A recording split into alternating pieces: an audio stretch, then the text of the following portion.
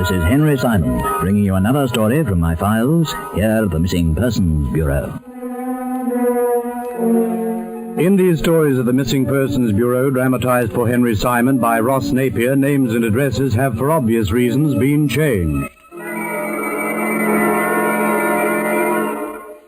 In one moment, the search for Julian Penmark, address unknown.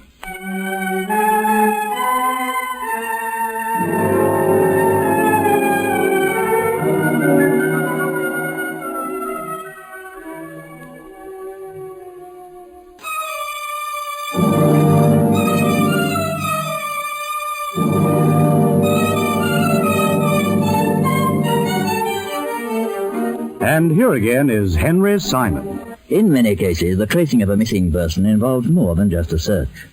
So often complications crop up which seriously impede our investigations, and occasionally even force us to abandon them altogether.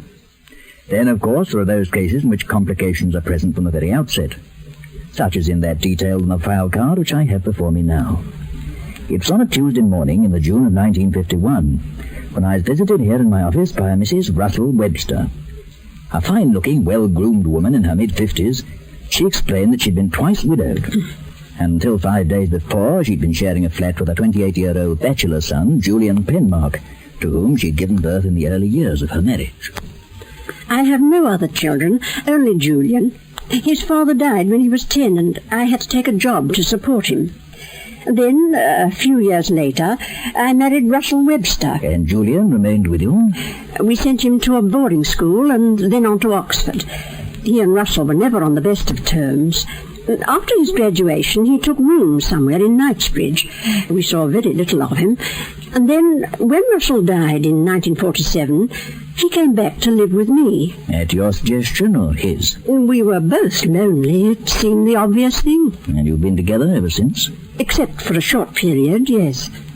You left home 5 days ago, you say? Last Thursday morning.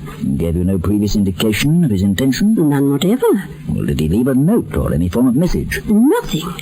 They took clothing with him? Money? He certainly had money, or should have done. I paid him his monthly allowance only the day before. Allowance? He doesn't work. I've been supporting him. Why is that exactly? He's not terribly strong. He tires easily. Has he ever worked? Not for a salary, no. How long have you been paying him this allowance? Since he came down from Oxford. Before that, he received £40 a month. And now? 100. Russell was a wealthy man. He left us both amply provided for.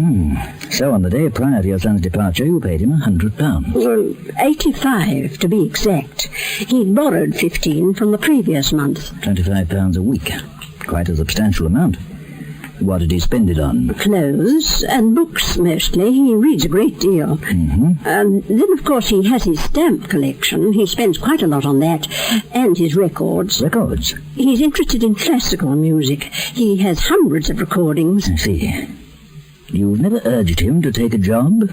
I suggested it from time to time, but I only succeeded in making him annoyed. He said if I was tired of having him about the place, he'd get out and find other lodgings.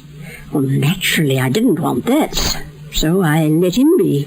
Did he have any romantic interests? No, he's never been particularly interested in women. Any close friends? Not that I know of. He hates mixing, he always has done. Is he the shy type or just unsociable? Just unsociable, I'm afraid. He's certainly never been too shy to be rude to people, friends of mine and so forth. And when I say rude, I mean deliberately and pointedly insulting. It reached a stage where I didn't invite anyone over for fear of what he might say to them. Has he always been like this? More or less. But it's been worse since he got out of hospital. Hospital? Actually, it was a sort of rest home, a sanatorium. Oh? He had a breakdown. It was only slight, but, well, he was quite ill. Nervous breakdown? Yes. How long was he inside this sanatorium? 5 months. What form did this breakdown take exactly? A form? Yes, the breakdown. Well, he acquired a sudden passion for setting things on fire. Setting things on fire? Unfortunately, he was prevented from doing any real damage, but, well, it was all most upsetting. I imagine it would be. Did he enter the sanatorium of his own free will? On a doctor's advice, yes. And when he came out? He seemed all right, just moody and restless. I see. How long ago was all this? Close enough to 3 years. And there's been no recurrence of his firebug tendencies? No apparent recurrence. But that's what worries me so. I'm wondering if his disappearance signifies that he... That he might be up to his old tricks again. Well, yes. If he suffered a relapse, there's no telling what could happen. I suppose you hadn't thought of contacting the police? The police? Under the circumstances, you know, it might be advisable. To set the law on my own son? No, to have them trace him. But that's why I've come to you. If I brought the police into it, he'd never forgive me. It'd be the end of everything. The point I'm trying to make is, supposing he does some sort of damage. Well, I want him found before he has a chance to. Beyond 5 days already. You don't understand, Mr. Simon. I'm not saying he has suffered a relapse. I'm saying it's possible. Even so. If you're not prepared to accept the case, of course, I'll go elsewhere. There are any amount of private inquiries agencies about. I didn't say I wasn't prepared to accept the case, Mr. Webster. I merely raised the question as to whether or not it might be advisable to contact the police. Well, I'm telling you now, I won't have the police involved. As you wish. You wouldn't approach them against my will. Only if I felt it to be absolutely necessary. You gave me your word earlier that everything I told you would be treated in the strictest confidence. And so it will be. You can walk right out of this office now, quite secure in the knowledge that not a word of what you said to me will be repeated. But if you press me to accept this case, I must act as I think best, in my own interest just as much as in yours. Now, that's not to say that I shall go to the police. Chances are it won't be necessary. But if, during the course of this investigation, I decide that it is, then you must abide by my decision. You see, Mrs. Webster, an organization such as ours has to protect itself, at the same time, of course, as it's protecting its clients. If it were otherwise, we wouldn't be in business. In plain terms, we just can't afford the risk of becoming accessories before the fact. You talk of accessories and protection. All I'm asking you to do is to find my son. And I've told you we shall do everything possible to, if you're agreeable to the stipulation which I've just made. Well, so long as I have your assurance you won't act indiscreetly. I believe we have something of a reputation for not doing so, Mrs. Webster. It's our policy to be as discreet as possible, regardless of the situation or the circumstances. I see no reason at all why an exception should be made in this case. I'm sorry. I spoke rather thoughtlessly. Please forgive me. No, there's nothing to forgive. I fully understand your anxiety, Mrs. Webster. You're under a considerable strain. It's not very surprising that you should be on edge. I just want to be quite certain that you appreciate my position, that you're not labouring under any sort of false notions. Of course. And now we understand each other. Do you still want to leave things in my hands? If you're agreeable, yes. Fine. I'll just jot down 1 or 2 more particulars, and then we can commence our investigations right away.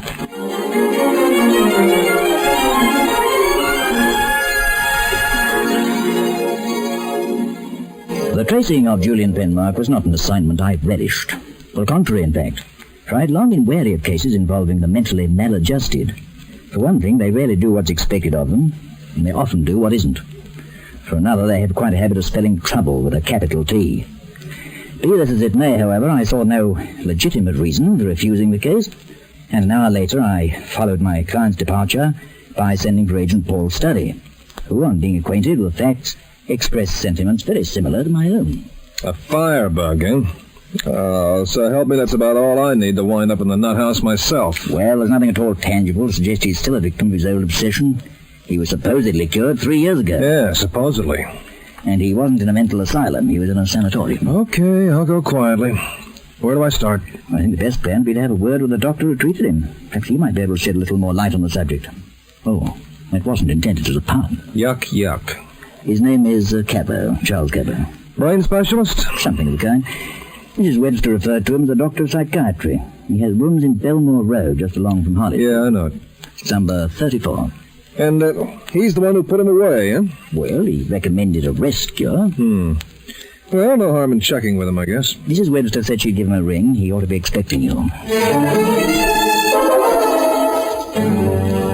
At the Belmore Road consulting rooms of Charles Cabot, Study was ushered into the presence of a tall, gaunt-featured man with a slight stoop, who informed him that Mrs. Webster had phoned not 20 minutes before. Yes, she said you'd probably be paying me a visit, Mr. Study, but I didn't realize she meant quite so soon. Well, I'll be as brief as I can, sir. I guess she explained about her son leaving home. She did, and I'm not so sure that I like the sound of it.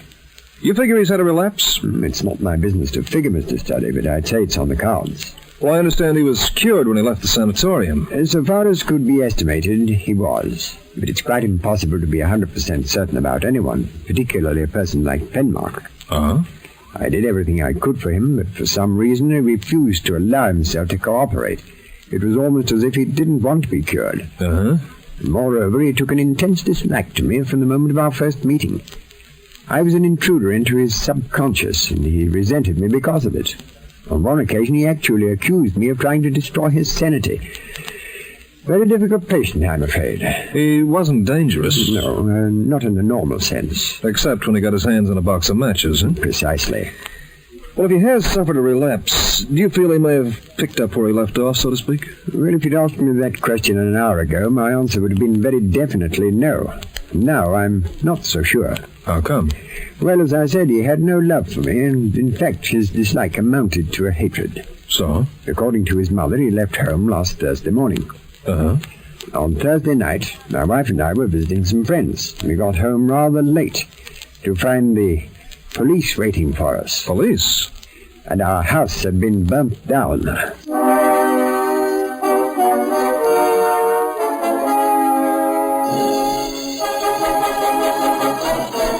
Henry Simon returns to continue this story in just a moment. And here again is Henry Simon.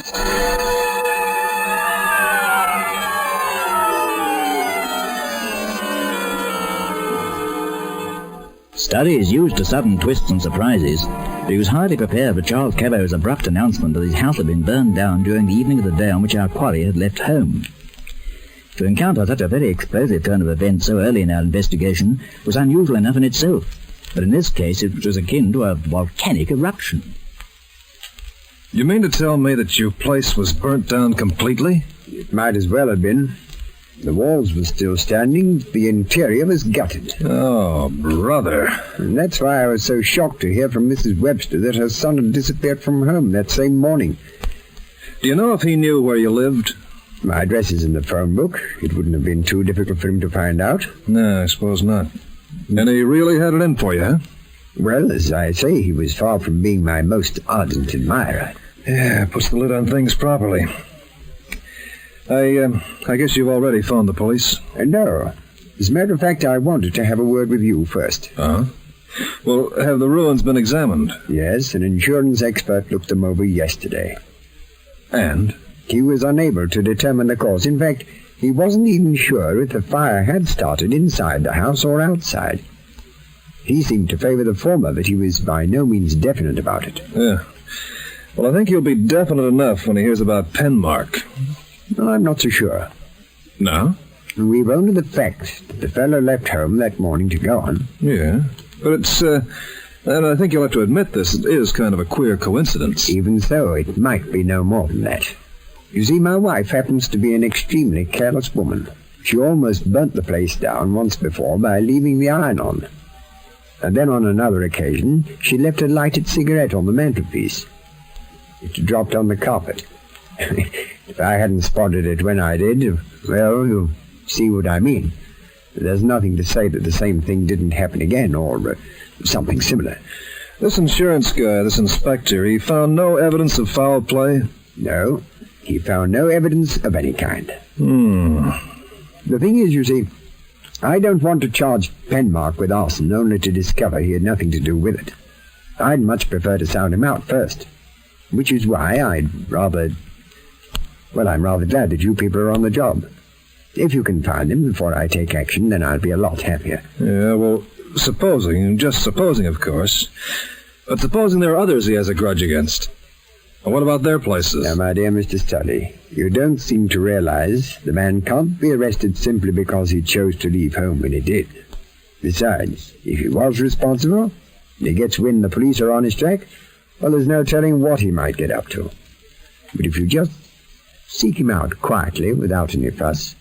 Well, with an even chance of getting at the truth, painlessly and effectively.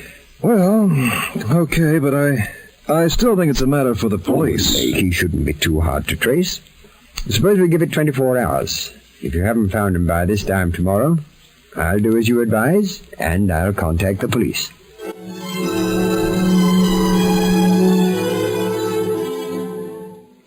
Yes, well, as you say, Stanley, it is a little much for coincidence, but of course I can see Cabot's point. He's loath to accuse Penmark openly without some sort of concrete evidence. If he did, and it was later discovered the fellow was nowhere at all near his home when the fire broke out, he'd be placed in rather an embarrassing position, wouldn't he? And especially in view of the possibility it could have been due to his wife's carelessness. Yeah, well, Chief, what bothers me most is the thought that it might happen again to somebody else. In which case it'll be also on our conscience as well as Cabot's. All right, then. Supposing we go to the police ourselves. What can they do? Even if they were successful in tracing him, they couldn't hold him. Not for any length of time, anyway. Now, of course, the thought of the effect it might have on him, being hunted down like a criminal. It could very well cause him to lose his head completely. And perhaps do something desperate. Whereas a private inquiry might have personally sort of risk of that. Yeah, as a matter of fact, those were Cabot's sentiments, exactly. All right, then, let's do as he suggests. Give it another 24 hours, shall we? With nothing whatever to go on, we're going to have our work cut out for us. Perhaps another chat with Mrs. Webster might be in order. If he has any other sort of grudges, she might know about them. She didn't mention anybody in particular, apart from Cabot, did she? Only mentioned him in his professional capacity. She made no reference at all to her son's animosity towards him. Should I tell her about the fire? Might be an idea. Might help her to appreciate the extreme seriousness of the situation. Yeah. Well, I sure don't envy her position any. No, nor do I envy his.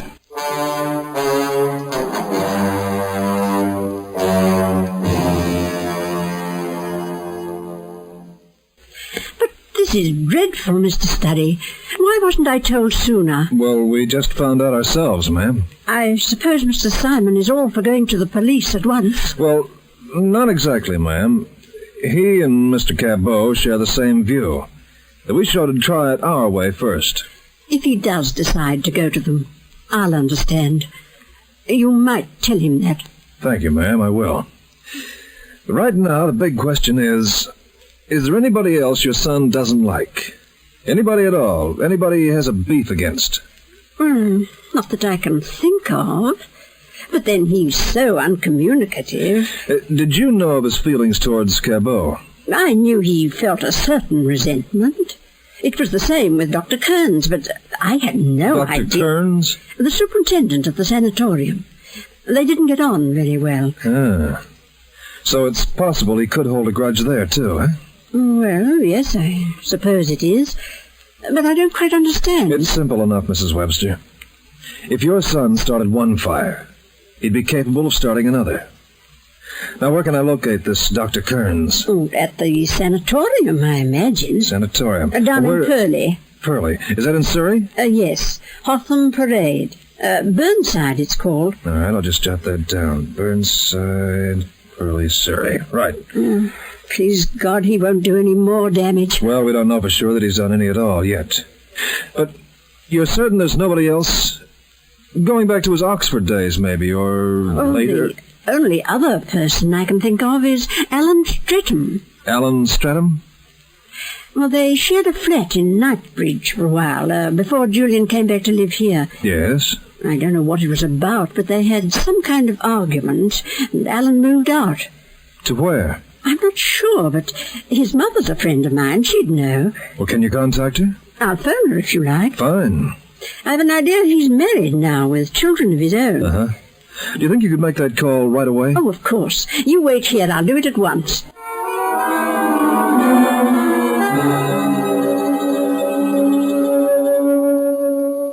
It transpired that Alan Streatham, who had been at Oxford with our quarry, was now living with his wife and 2 children in a house at South Wimbledon.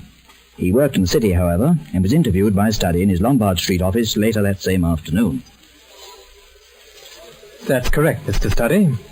Julian and I shared a flat together. Let's see, for about 3 months. 3 months. There was some trouble between you, I understand. The trouble was all on his side. He's an odd sort, always has been. Quite impossible to get on with for any length of time. Well, just what do you mean by odd? Just odd. Queer up top. I never liked him much, but I needed a place, and, well, I moved in with him. For a while, things went smoothly enough. Then he started picking arguments, carrying on generally.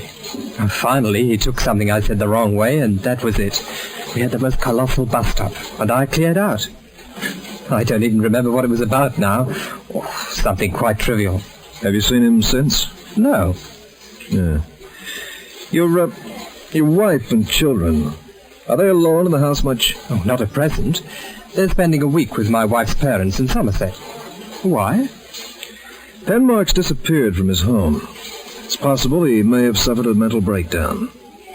Seems he has a passion for starting fires. Wait a minute, you're not suggesting... I'm not suggesting anything. But if I were you, I'd get somebody to keep an eye on your house for the next couple of days, just to be on the safe side. But I... Meantime, if you see any sign or hear anything of him, I'd like you to phone me at this number, if you would, immediately. Now, if I'm not there, you leave a message with my chief, Henry Simon.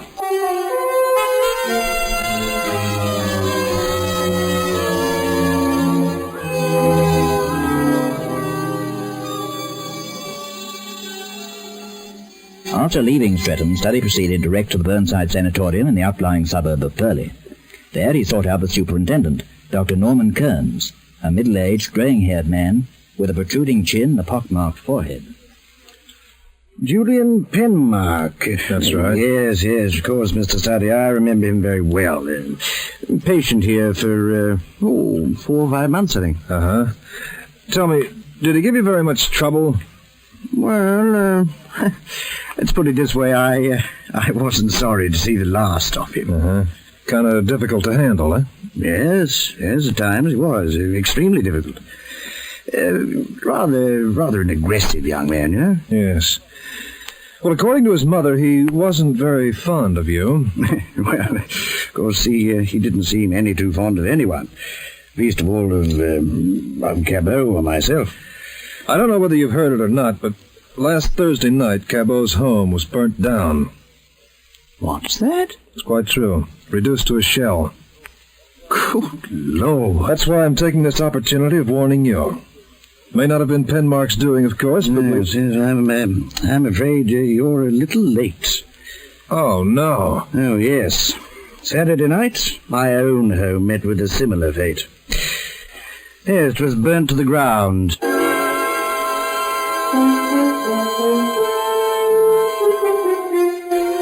If there had been any doubt before, there could be none now.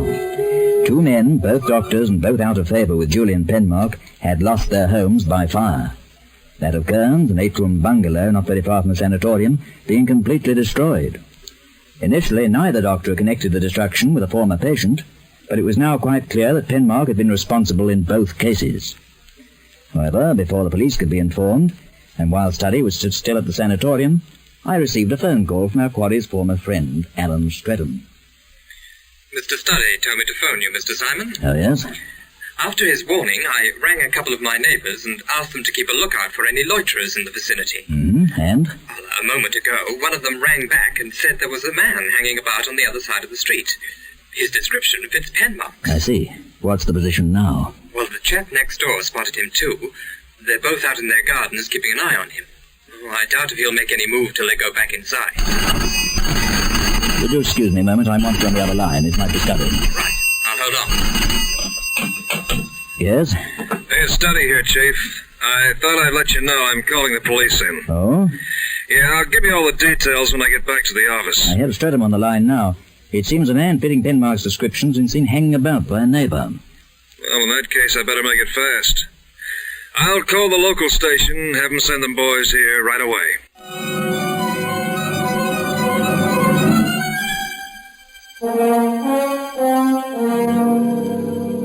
Henry Simon returns to conclude this story in just a moment. And here again is Henry Simon. The man seen by Streatham's neighbour was indeed Julian Penmark, who was duly arrested and then held on 2 charges of arson. Both were subsequently dropped, and he was committed to a home for further treatment. It is to be hoped that he has since recovered the balance of his mind and may one day resume a normal life amongst normal people. And now, as always, This is Henry Simon inviting you to meet me here again, and for the present bidding you not goodbye, but simply au revoir.